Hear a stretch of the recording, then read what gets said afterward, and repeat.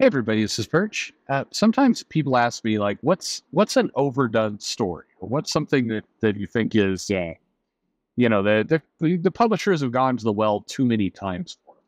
And if it was the '90s, that would be like, hey, let's take a character, we're going to make him kind of an anti-hero, or they're gruff, and they're going to probably smoke a cigar or something, and they're going to have a leather jacket, maybe some spikes, and some pouches, and giant ass boots, and like that. It was an overdone trope where you had a new look, and in fairness, the look that I think Rob Liefeld kind of perfected, and then that got just overdone, where you had all suddenly all the characters are dressed this way and everything else, and there's a brief moment where it's like, oh, that's cool, and then very quickly it burned itself out because it just didn't fit. You started putting people like you get the it's kind of like the Fantastic Four. It's like, let's give Reed Richards a weird like fishing vest and the thing, metal helmet, and they didn't really do much for the torch, I guess. But Sue Storm's going to have her little tit window there.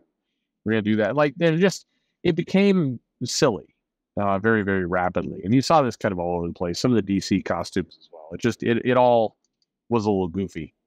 Um, but today it's 2024, and we have an event coming up in a couple months.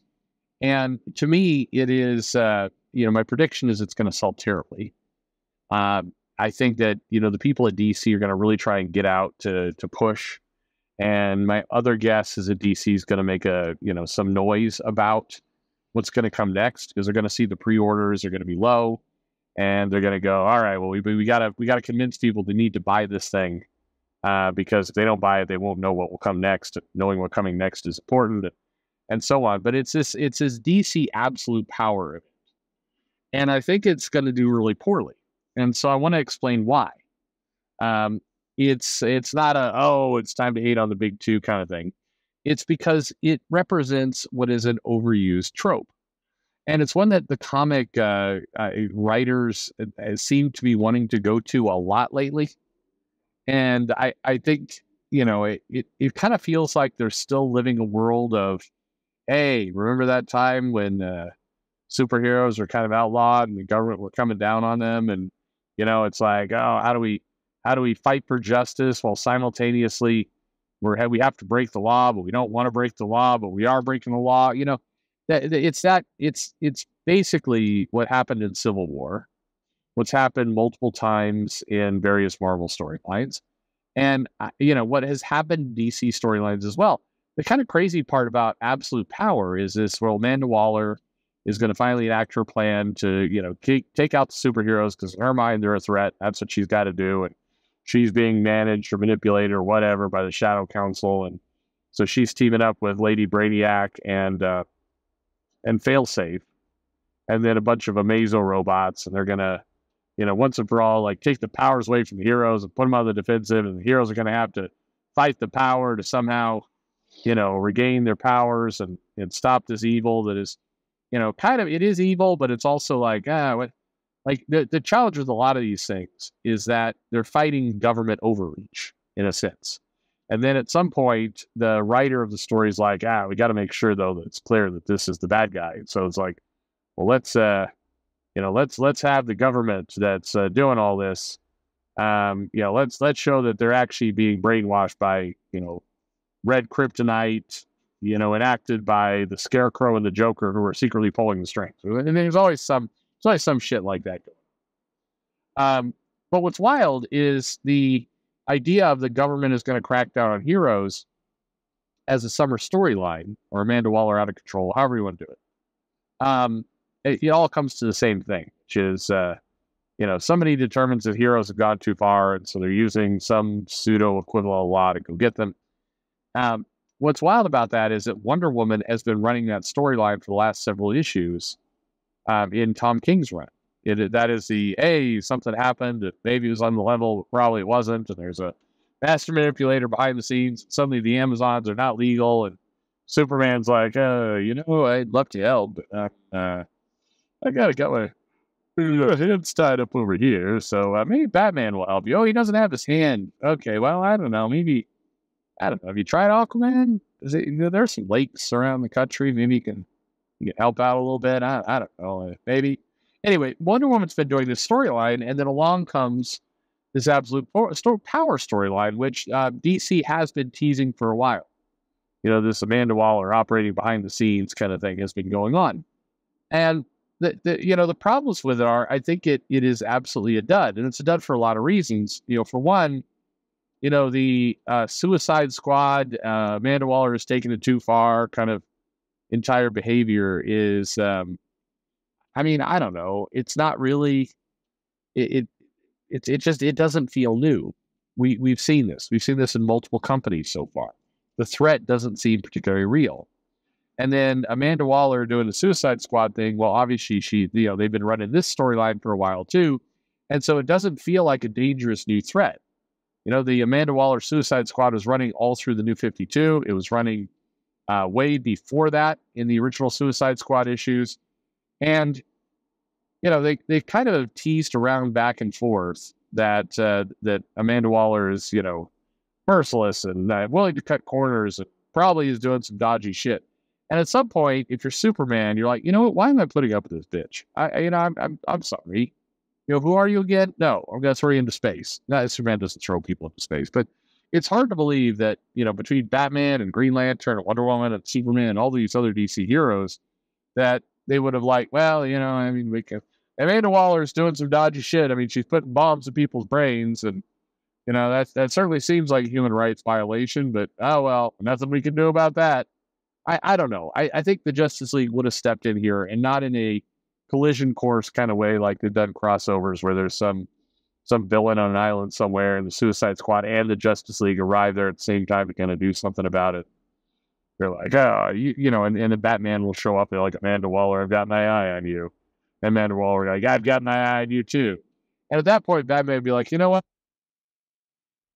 No, you don't have your eye on me. No, actually, I'm sorry. I'm hacking your computers and you're done. Or some of the more like, you're telling me Hawkman wouldn't fly in there and be like, you know what? Fuck this. And just, there's a lot of DC heroes, I think, that would stop that. It's hard for me to buy Superman is flying around and, saving puppies and kittens and all kinds of things.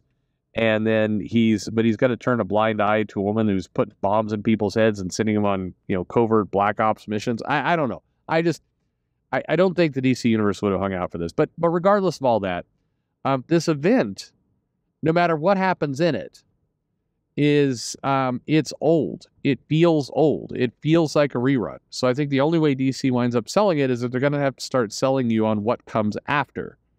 And maybe it's this new Ultimate Universe line of theirs. Maybe it's just a new world order where Superman and Green Lantern's powers are switched for a while, or who the fuck knows.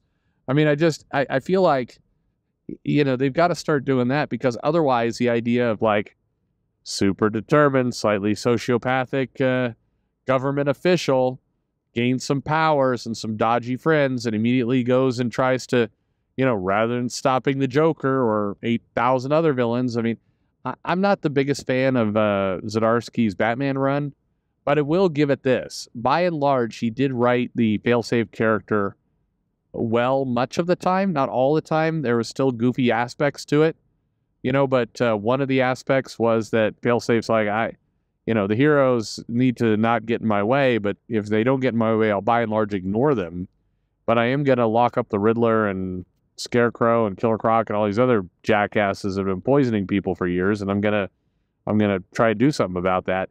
At least that one was a little bit like you didn't need to suspend your disbelief. The problem with a lot of these storylines, you have government overreach, is that they immediately go, what the number one problem here is? The heroes themselves, not Zod, who comes in here, picks up small countries and chucks them into the sun, but It's definitely going to be Superman. Superman's the biggest problem we have, because I don't like these aliens walking around on Earth breeding with our women.